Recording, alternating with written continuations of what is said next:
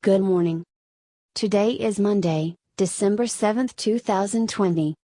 As Indian farmers torch fields in protest, Modi feels the heat. Protesters set farms on fire in defiance of anti-pollution laws as New Delhi's air pollution worsens. Before India's farmers rose up in anger, presenting an increasingly difficult challenge to a government already grappling with the coronavirus outbreak and a devastating economic slump, Devinder Singh set his field on fire. Singh would have preferred to clear his rice field. A 41-year-old farmer in the parched region of Punjab, he knew that setting piles of field waste on fire after harvest contributes to the pollution that often chokes New Delhi and the rest of northern India. But he is one of thousands of farmers in an increasingly nationwide pushback against Prime Minister Narendra Modi's proposal to overhaul the way many of the country's 146 million farms do business. Modi has said that his market-oriented reform would free them from the constraints of a state-run system. Many Indian farmers believe the overhaul will lead to lower prices and pave the way for corporate takeovers of their small farms, which average less than 3 acres in size.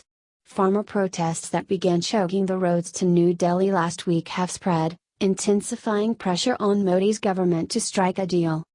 Singh, who joined the protests outside New Delhi, was also incensed by a new, pollution-focused government ordinance prescribing prison, a fine of up to 10 million rupees, about $135,000, or both for burning crop residue. So last month, when it came time to clear his field for the winter wheat season, he burned the rice straw instead. Most of the farmers, we have tried not to burn, but we wanted to show our resentment, said Singh, who works a 17-acre farm in the Firozpur district of Punjab. If you impose on us, we will burn it. Their defiance may be worsening problems in New Delhi. Deaths from the coronavirus are rising as the Indian capital grapples with a third wave of infections, exacerbated by worsening air pollution. Some experts say fires from angry farmers are contributing to the pollution. The government disputes the theory. The two sides are set to resume talks Saturday.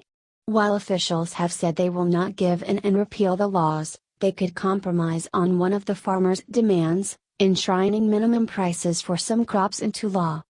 In the meantime, the protests have spread beyond New Delhi. Farmers marched and waved banners in the southern states of Kerala and Karnataka and in the northeastern state of Assam.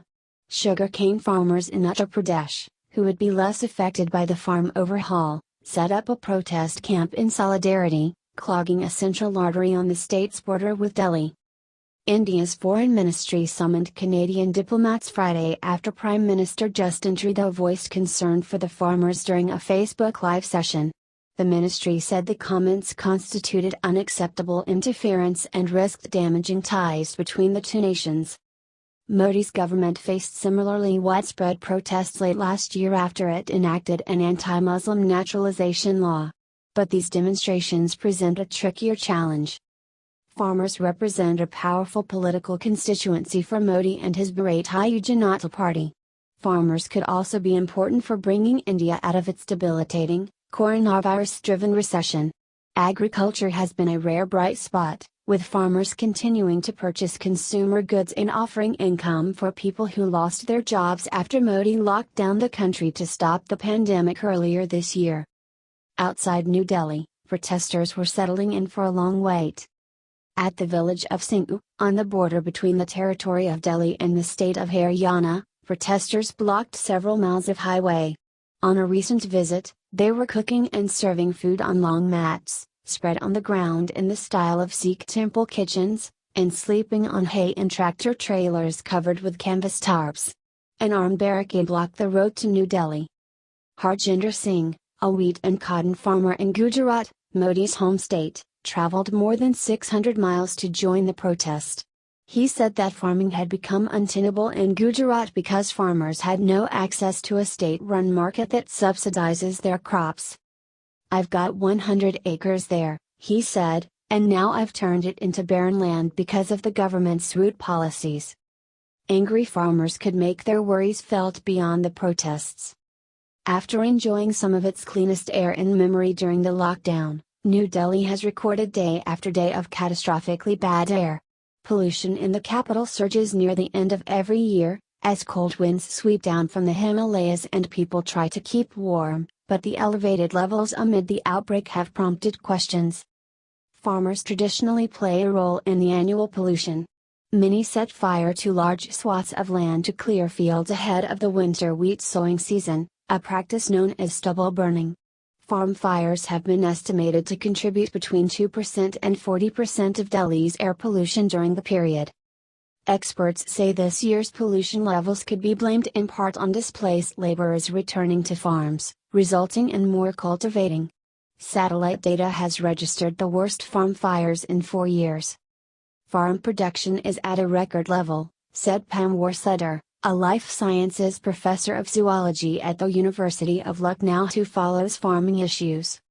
But Sutter and other experts said farmers may be ignoring official threats and inducements to curb stubble burning as a way to protest.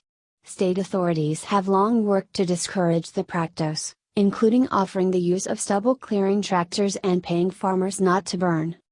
What farmers were saying was, if we are protesting, and you don't listen to us, then we will burn the stubble, said Ramandeep Singh Mann, an engineer turned farmers activist in Punjab. Government officials dispute the idea of a direct connection. The farming laws have nothing to do with this pollution impact, said Prakash Javadekar, India's Minister for the Environment, adding that farmers will stop burning when they have a less costly alternative, a goal that the government wants to help them find. There will be more solutions in the offing, he said. Whatever the cause, the rise in pollution has been deadly as the coronavirus has made its way through New Delhi. Delhi has witnessed record daily infection numbers and its highest death toll since the pandemic began, registering 2,612 deaths in November. Pollution and cold waves worked like splashing petrol on the burning building, said Dr. Nikhil Modi, a pulmonologist at Apollo Hospital in New Delhi.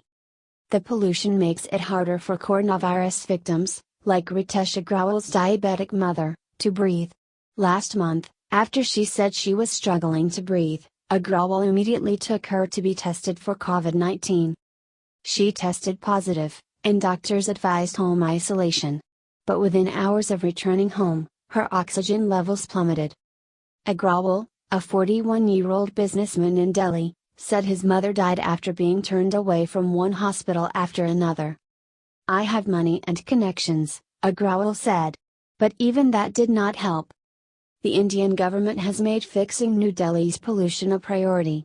Javadekar said that the government has purchased a fleet of electric buses, expanded metro rail service and imposed steeper emission standards on personal cars. It has also pushed Sooty refinery work outside the city limits. It monitors pollution levels from more than 3,000 industrial plants and notifies plant managers by text message when emissions exceed federal limits. At the camp in Singhu, many of the farmers said they had no choice but to burn their waste. Many of the farmers from Punjab are Sikhs. For hundreds of years, males in that community have used the surname Singh to show their common bond.